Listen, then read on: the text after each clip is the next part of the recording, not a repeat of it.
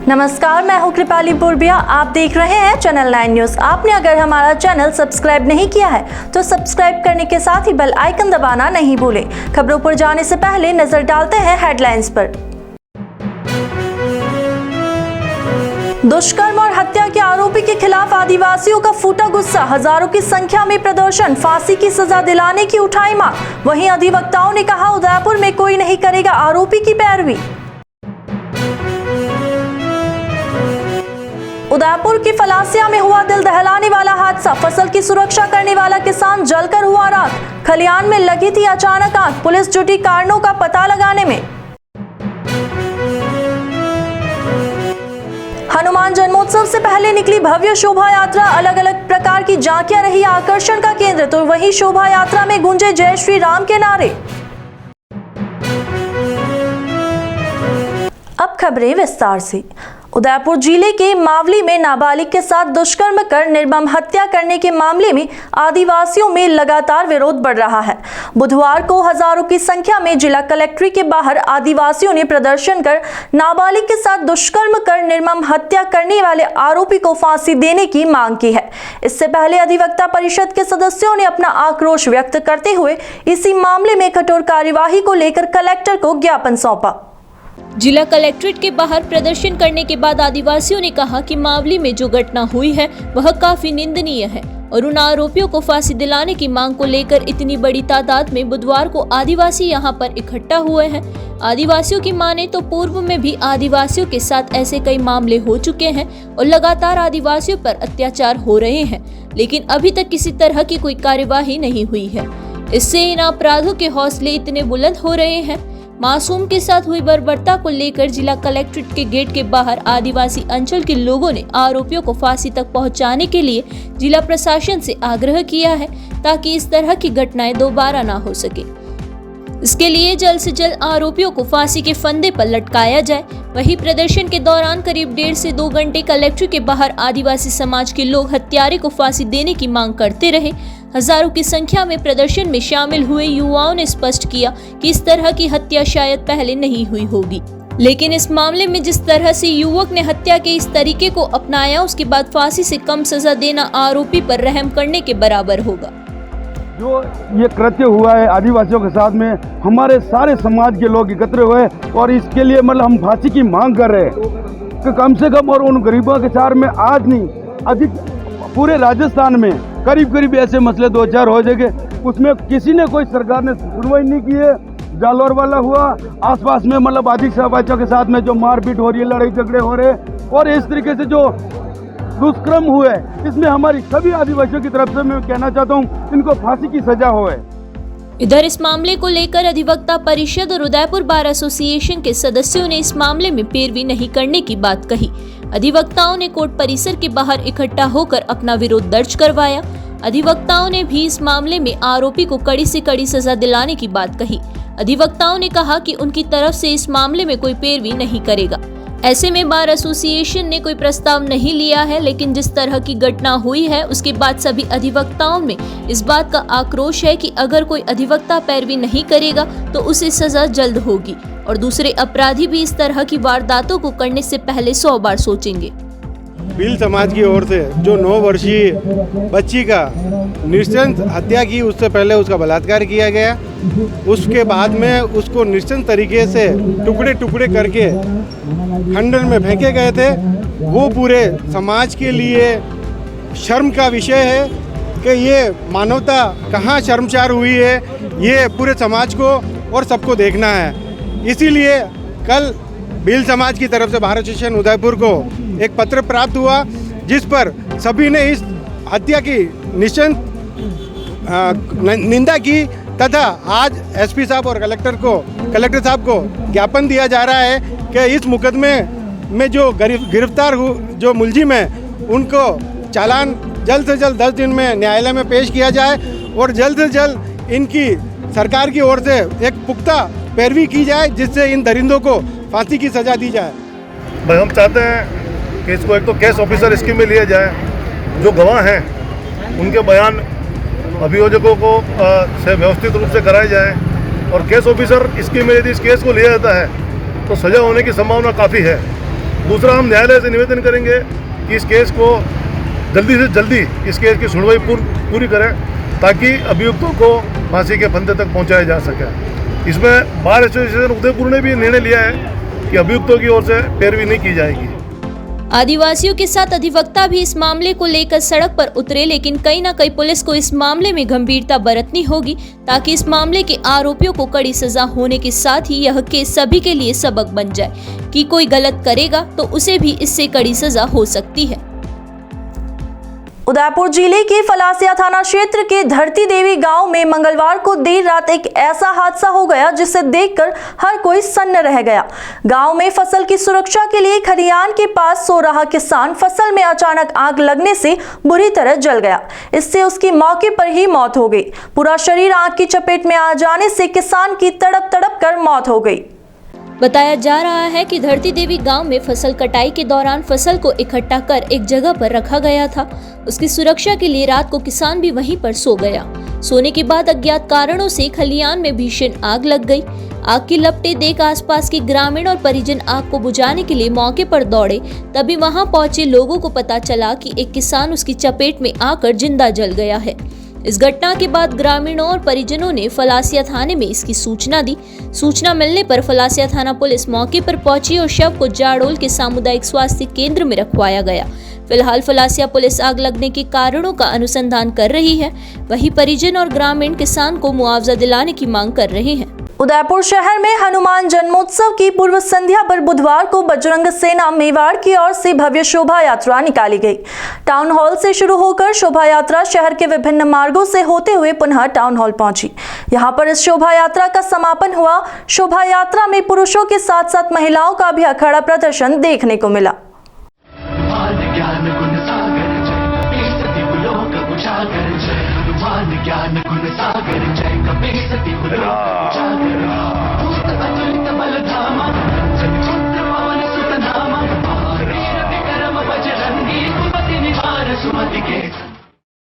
हनुमान जन्मोत्सव के मौके पर बजरंग सेना मेवाड़ की ओर से निकाली जाने वाली यह शोभा यात्रा पिछले 12 सालों से निरंतर निकाली जा रही है।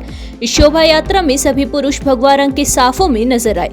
ढोल नगाड़ों और डीजे साउंड पर निकाली भव्य शोभा यात्रा टाउन हॉल से प्रारंभ होने के साथ ही सूरज पोल, पुराना पुलिस कंट्रोल रूम, अस्थल मंदिर, धान मंडी, संतोषी माता मंदिर, भड़बूजा घाटी, बड़ा बाजार, घंटाघर मोहती चौटा, अश्विनी बाजार, दहली गेट होते हुए पुनः टाउन हॉल पहुंची। इसके बाद महाप्रसादी का आयोजन किया गया।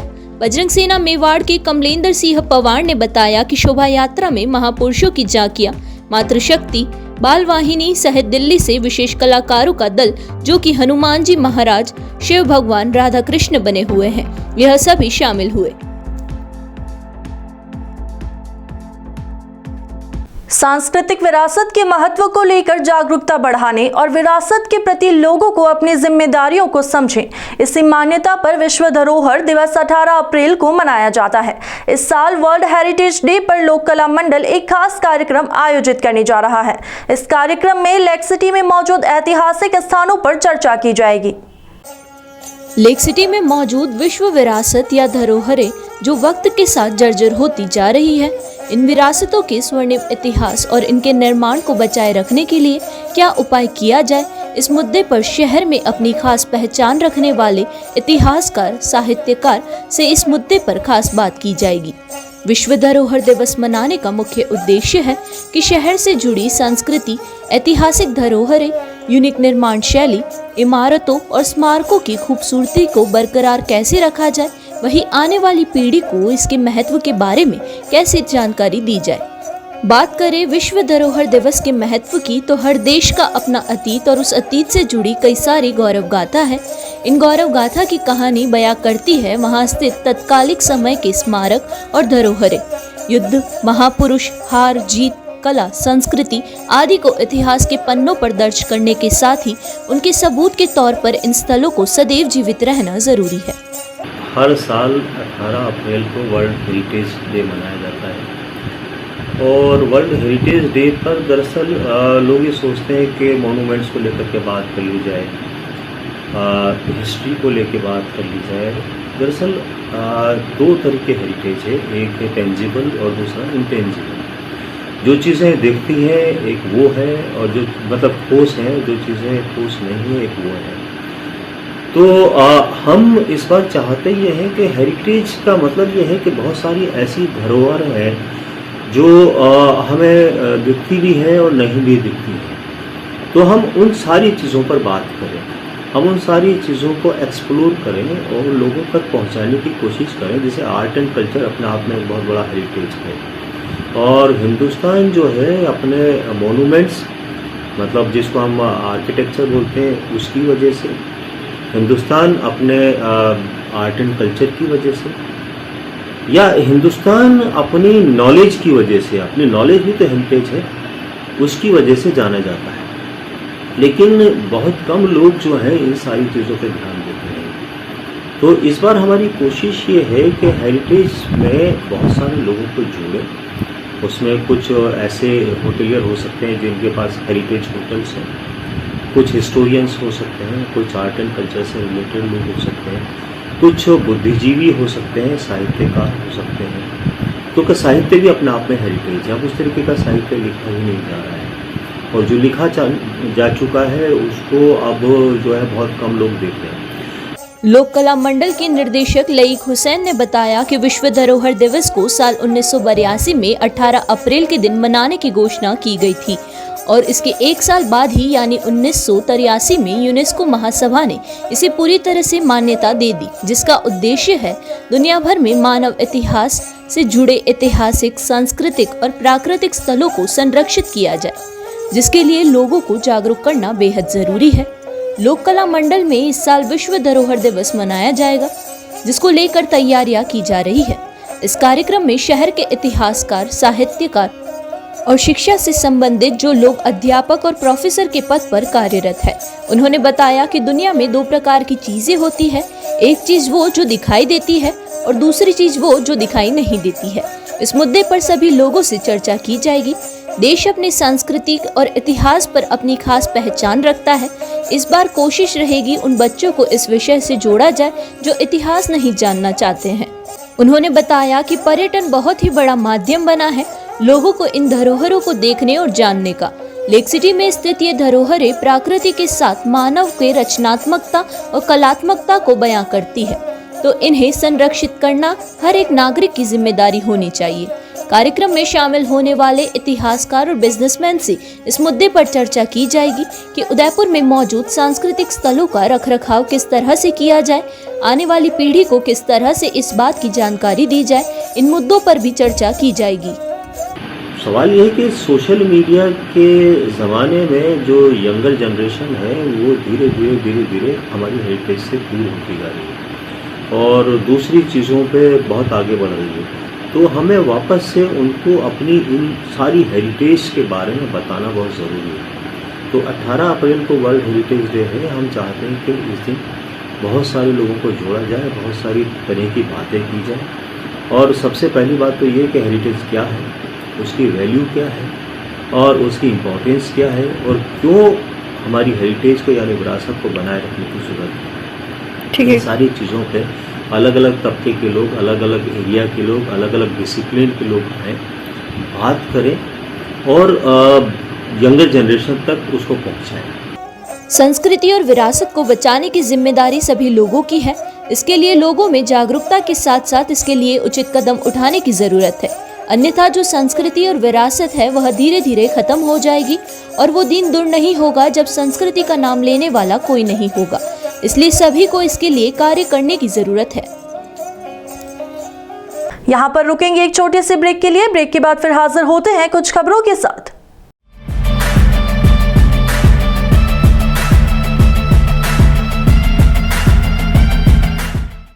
काम से ब्रेक चाहिए या वीकेंड पर करनी हो धमाल, बर्थडे पार्टी ऑर्गेनाइज करनी है या फिर करना हो एनिवर्सरी का ग्रेट सेलिब्रेशन, फैमिली के साथ बाहर जाना हो या फिर दोस्तों के साथ करनी हो पार्टी शार्टी, तो Nightingale resort could be your best option, जो आपको देता है स्विमिंग पूल,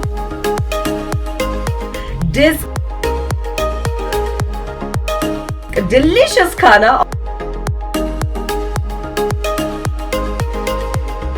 और बड़ा सा banquet hall which you can book from only for 50 rupees.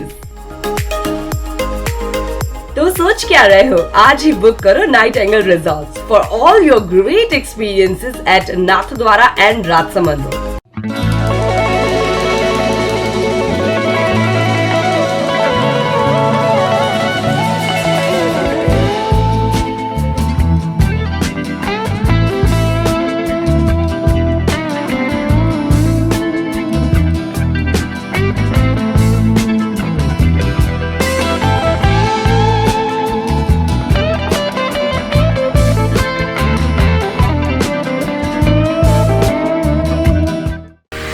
जैसे दुल्हन के रूप को निखारने के लिए श्रृंगार जरूरी होता है, वैसे ही घर की रौनक को बढ़ाने के लिए रंग जरूरी होते हैं. इसलिए एलेक्सा पेंट आपके लिए लाया है. एलेक्सा एक्यूमस, Alexa shine, Alexa precoat, Alexa एक्सटीरा, Alexa super wing, Alexa build blast. सूर्य नगरी के नाम से मशहूर है जैसलमेर. यदि आप भी जैसलमेर जाने का सोच रहे हैं तो आपके लिए मुस्कान टूर्स एंड ट्रैवल्स लेकर आया है बेहद खास पैकेज, जहां आप कैमल राइड, सांस्कृतिक कार्यक्रम और जीप सफारी सहित पैराग्लाइडिंग का भी आनंद ले सकेंगे. तो आज ही संपर्क करें Muskan tours and travels, first floor, Talesara chamber, JK hospital के पास, गोपालपुरा, उदयपुर. Mobile number 9799284111. घर की सजावट के लिए जरूरी है इंटीरियर. यदि आप भी घर का फर्नीचर खरीदने के लिए सोच रहे हैं तो देर मत कीजिए, क्योंकि पूनम फर्नीचर्स लेकर आया है आपके लिए अच्छी क्वालिटी वाला ट्रेंडी फर्नीचर, जो आपके घर के आकर्षण को बढ़ाने में करेगा आपकी मदद. इसके साथ ही उपलब्ध है फाइनेंस सुविधा. आज ही संपर्क करें. Poonam furniture, Hiranmagri sector 5, Menaria guest house के पास, उदयपुर. मोबाइल नंबर 9828141898 और 9783262618.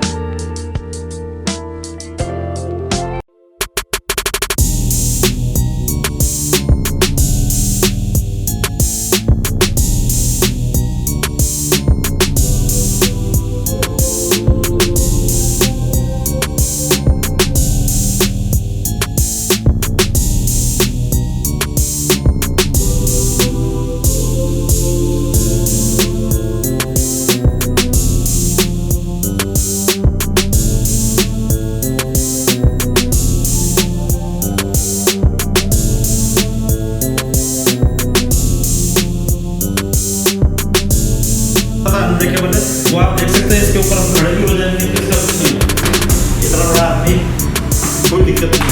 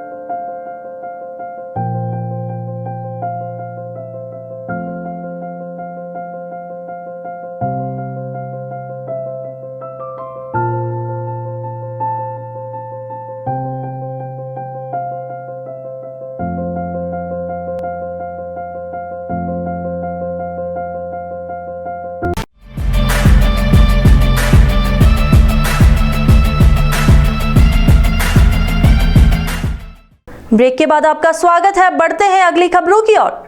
ऑर्कोइरिस international miss India, Mrs India और मिस्टर इंडिया के लिए ऑडिशन का चौथा सत्र 3 अप्रैल को सदा डांस एकेडमी में सफलतापूर्वक आयोजित किया गया था। सदा डांस एकेडमी के संस्थापक सुमित लेखारी के सहयोग से ऑडिशन हुआ। इसमें कोरियोग्राफर सुरभि, वैभव कुमार पुरोहित, कोऑर्डिनेटर रोली शर्मा और मानस जैन का भी सहयोग रहा। ऑडिशन में प्रतिभागी बहुत उत्साही और प्रतिभा से भरे हुए थे। चयन miss, Mrs and mister India Rajasthan के लिए किया गया। आर्कोइरिस के निर्देशक डॉक्टर वीवी मंजुला कुमारी ने कहा कि जीवन अनमोल है। जीवन के सफर में वे जहां भी हो, जैसे भी हो, हमेशा खुश रहना चाहिए। आपको खुद को स्वीकार करना चाहिए और इसके हर बीट का आनंद लेना चाहिए। इसलिए इसे जीवन का उत्साह कहा जाता है। तीनों ऑडिशन के नतीजे भी घोषित कर दिए गए हैं। राजस्थान स्टेट टाइटल के लिए मेगा ऑडिशन 7 अप्रैल 2023 को होगा और टाइटल क्राउन का फिनाले 9 अप्रैल 2023 को मनाया जाएगा। पंजीकरण विवरण के लिए आप 8700711562 या 9462190968 पर संपर्क कर सकते हैं। शॉर्टलिस्ट किए गए प्रवेशकों को पहले राज्य स्तर प्रतियोगिता से गुजरना होगा। इन राज्यों के विजेता अगली बार राष्ट्रीय स्तर पर प्रतिस्पर्धा करेंगे, जो जून 2023 में गोवा में आयोजित किया जाएगा। इस चरण में विजेता के पास विभिन्न अंतर्राष्ट्रीय प्लेटफॉर्म पर आयोजित एक अंतर्राष्ट्रीय टाइटल इवेंट में देश का प्रतिनिधित्व करने का मौका होगा। इसके बाद कुछ योग्य उम्मीदवार यूनिवर्स टाइटल के लिए आगे बढ़ेंगे। यहाँ उम्मीदवारों को ऑनलाइन और ऑफलाइन बूट कैंप में आमंत्रित किया जाएगा, जहाँ उद्योग जगत के विशेषज्ञ और परामर्शदाता प्रतिभागियों को प्रशिक्षण देंगे और तैयार करेंगे। कई राष्ट्रीय और अंतर्राष्ट्रीय पत्रिकाएं अपने कवर पेज पर विजेता सुंदरियों को प्रदर्शित करेगी। उदयपुर जिले के जाड़ोल क्षेत्र में पैदल जा रहे युवक को बाइक सवार ने टक्कर मार दी। इसमें पैदल जा रहे युवक के घायल होने के बाद उसे अस्पताल में भर्ती करवाया गया, जहां बुधवार को इलाज के दौरान युवक ने दम तोड़ दिया। एमबी हॉस्पिटल में इलाज से पहले सोहनलाल नाम के इस युवक को इलाज के लिए जाड़ोल में ही निजी हॉस्पिटल में भर्ती करवाया, जहां पर इलाज नहीं होने से सोहनलाल को एमबी हॉस्पिटल रेफर कर दिया गया। यहां पर इलाज के दौरान उसने दम तोड़ दिया। पुलिस ने एमबी हॉस्पिटल में सोहनलाल के शव का पोस्टमार्टम करवाकर शव परिजनों को सुपुर्द कर दिया है। वहीं परिजनों की रिपोर्ट पर पुलिस अग्रिम जांच में जुट गई है। उदयपुर कुराबड़ रोड पर काराकला गांव के समीप ट्रेलर ने बाइक सवार को चपेट में ले लिया।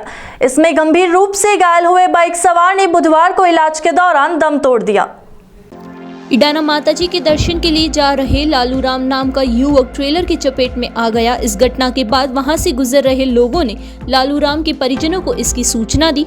इसके बाद परिजनों ने मौके पर पहुंचकर सबसे पहले लालू राम को इलाज के लिए एमबी हॉस्पिटल में भर्ती करवाया। हादसे में लालू राम को अंदरूनी चोट लगी है, इससे उसकी हालत में सुधार नहीं हुआ और मंगलवार की देर रात उसने दम तोड़ दिया। पुलिस ने युवक के शव का पोस्टमार्टम करवाकर शव परिजनों को सौंपा। वहीं परिजनों की ओर से दी गई रिपोर्ट के आधार पर पुलिस ने मामले की जांच शुरू कर दी है। कांग्रेस पार्टी के नए नेतृत्व को तलाशने और उससे विकसित करने के उद्देश्य से बुधवार को टैलेंट हंट कार्यक्रम का आयोजन किया गया। इस आयोजन में पंचायती राज और नगरीय निकाय चुनाव में निर्वाचित होने वाले जनप्रतिनिधियों के साक्षात्कार हुए और उसके आधार पर भविष्य के युवा नेतृत्व का चुनाव कर किए जाने पर चर्चा हुई। इस साक्षात्कार के लिए एआईसीसी से पदाधिकारी सचिन नायक, रोशन राय कवार, संगठन के प्रदेश अध्यक्ष डॉक्टर सीबी यादव सहित कई लोग उपस्थित थे। उन्होंने एआईसीसी के निर्देश पर लिए साक्षात्कारों के बाद उसकी रिपोर्ट उच्च अधिकारियों को सौंपी जाएगी। कार्यक्रम में पंचायत राज एवं नगरीय निकायों के युवा निर्वाचित जनप्रतिनिधियों के साक्षात्कार के आधार पर भविष्य के युवा नेतृत्व का चुनाव किया जाएगा। राजीव गांधी पंचायती राज संगठन की ओर से पूरे भारतवर्ष में नए सिरे से संगठन के निर्माण की कार्यवाही चल रही है और उसी सिलसिले में राजस्थान में भी ये कार्रवाई चल रही है। इस प्रक्रिया के माध्यम से पूरे प्रदेश से लगभग 60 अच्छे जनप्रतिनिधियों को चयनित करने का काम किया जाएगा, जिनको इस संगठन में जिला स्तर से लेकर तो राष्ट्रीय स्तर तक की जिम्मेदारी देने का काम होगा। और आने वाले समय में ये जो हमारे चुने हुए साथी है, इनको हर तरीके से प्रशिक्षित करने का काम, उनके नेतृत्व को निखारने का काम अलग अलग तरह के पार्टी के कार्यक्रमों के माध्यम से किया जाना है। इसीलिए आज हम लोग इस संभाग के जनप्रतिनिधियों से व्यक्तिगत रूप से वार्ता करने के लिए यहाँ आए हैं और जिन जनप्रतिनिधियों में प्रतिभा है, कार्य करने की क्षमता है, उनको चयनित करके इस प्रक्रिया में सम्मिलित करने का काम किया जाएगा। एक बार फिर नजर डालते हैं हेडलाइंस पर। दुष्कर्म और हत्या के आरोपी के खिलाफ आदिवासियों का फूटा गुस्सा, हजारों की संख्या में प्रदर्शन, फांसी की सजा दिलाने की उठाई मांग। वहीं अधिवक्ताओं ने कहा उदयपुर में कोई नहीं करेगा आरोपी की पैरवी। उदयपुर की फलासिया में हुआ दिल दहलाने वाला हादसा, फसल की सुरक्षा करने वाला किसान जलकर हुआ राख, खलियान में लगी थी अचानक आग, पुलिस जुटी कारणों का पता लगाने में। हनुमान जन्मोत्सव से पहले निकली भव्य शोभा यात्रा, अलग अलग प्रकार की झांकियां रही आकर्षण का केंद्र, तो वहीं शोभा यात्रा में गूंजे जय श्री राम के नारे। तो अब दीजिए इजाजत और आप बने रहिए चैनल 9 न्यूज के साथ। नमस्कार।